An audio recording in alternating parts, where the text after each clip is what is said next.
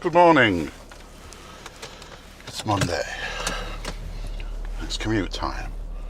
Here we go. Well, it's the 2nd of September 2019. And this is the day I'll remember. It was the day when I got in the car and I needed to put my seat heaters on. It's 13 degrees out. So that sounds alright actually. But the leather in the BMW, a little bit on the chilly side. So aircon's been switched off and the seat heater is on. Max strength number 3.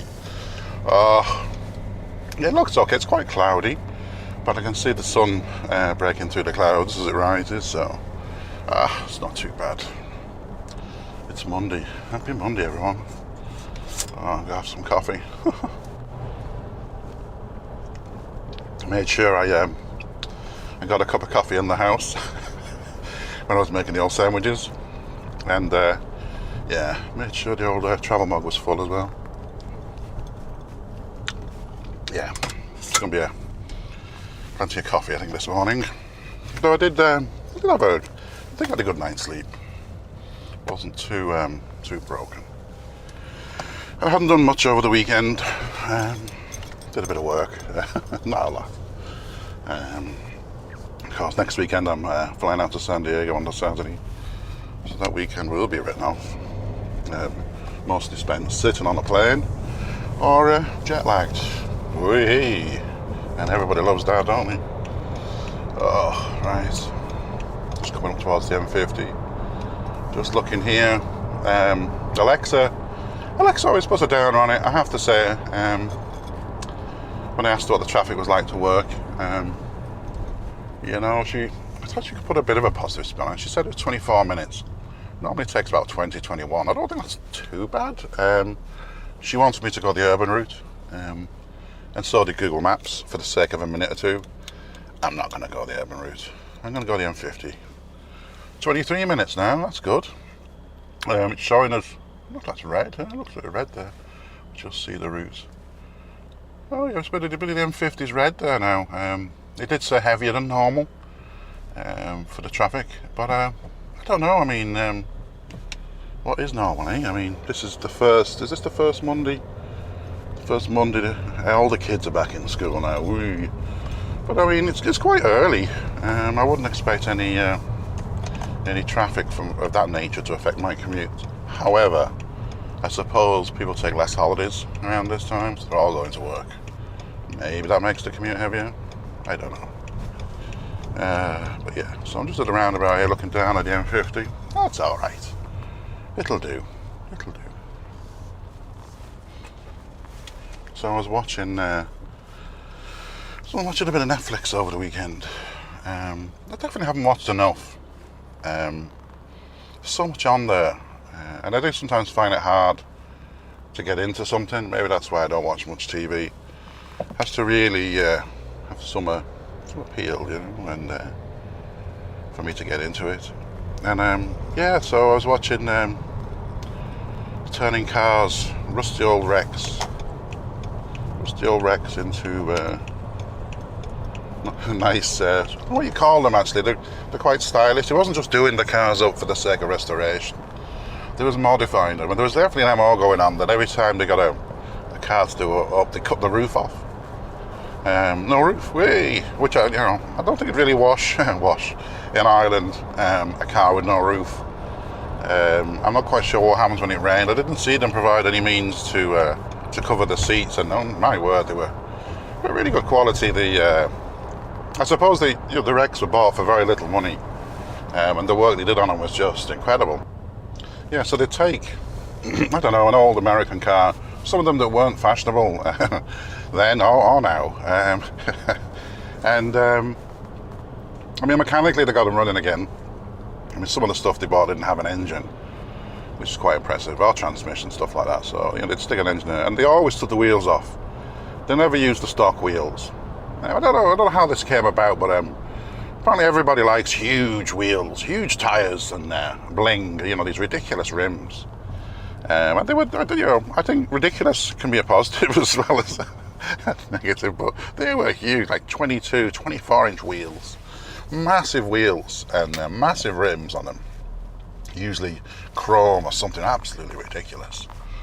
And they'd maybe extend the wheelbase so the front wheels were a lot further forward than they used to be. Of course, they wouldn't fit in the wheel arches anymore. And inside they do the old the leather seats. That was quite plush, which got me concerned that there was no roof. So maybe you'd have to park it undercover all the time, which could be a little bit restrictive. I'm just found the slowdown on the M50. It's just a lot more cars coming onto the M50 now, I have to say. There's a lot of traffic. This is the next junction. I don't know if is this not Lyon, I think. There's a lot of cars coming on, compared to other Mondays, other weeks, other days. And it's just slowing us down a little bit, but we are still moving. It's got us down as an orange on the old Google Maps, so it's probably about right. I could probably pull out. I'm staying in the inside lane at the moment. I always stay in the inside lane because I just zone out. I don't bother hopping between lanes. I always think hopping between lanes can affect other people as well. I'm just letting a Volkswagen Golf in. It's not the GTI, it's the crappy box standard one. And judging by the colour of it, I don't know what I'd call that colour. Like a dull red. I don't know, like a dull red tomato type colour. They've given up. They've given up on, life. No, they've given up on cars. They've just got it because it's functional and they sort of like the colour. So getting back to my rust to riches. The cars get sprayed, of course, as well. They get rid of all the rust. They do a lot of bodywork modifications now, which I think is getting quite interesting. So there's a lot of bodywork modifications, and it wasn't this. I actually saw two. It's just coming to me now. I watched Rust to Riches. Another one I watched, I think, was Gotham Garage. I think. I'm not sure. They're pretty much the same thing. I think the difference with Gotham, they would flip the cars. So they do like, a low end refurbishment, shall we call it, and then trade in until they got the magic 6 figures, which I didn't always get like. But it is a big industry in the US, and I feel we don't have that in Europe.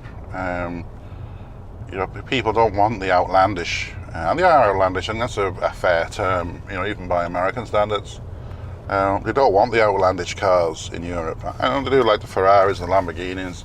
I know I've seen in the UK there's a craze with some of the high-end models to get them wrapped, so they put a wrap on them, and there's obviously twofold benefit to this. It obviously protects the original paint, which I suppose retains the value of the car, and also you give it a bit of bling. You can get like gold foil, silver foil, green shiny silver foil, and all sorts of mad things, which you can change, of course. If you get fed up, you can have it redone, and the guys that do it, man, it's amazing watching them, the professionals, and how they do it, So, and obviously these cars are worth many hundreds of thousands of euro, so you don't want to mess up there now. So a bit of bling to you. I sort of like that idea. You can really customise it, a bit of bling, and then if you don't like it, you can take it off, or you can change it for something else. And it's nice that it protects the bodywork. I mean, a car's always going to get stone chips. I was only driving behind a vehicle the other day, and it was one of these, something like they carry maybe cement or rubble or something. Sorry, not cement, rubble in the back. It's quite tall, but it had no cover on the top of it, I don't think. It's really tall metal sidewalls to the back of the truck, and little tiny stones are flying out, bouncing off my windscreen, which is obviously where I don't want them. I don't want them at all, actually, but if they hit the bodywork now, they're going to cause chips. And if they do get through the undercoat as well, it can get rusty. I've been very lucky this car isn't rusty. Primarily its aluminium front end is probably one of the reasons. I think though, I'm not sure the situation with aluminium.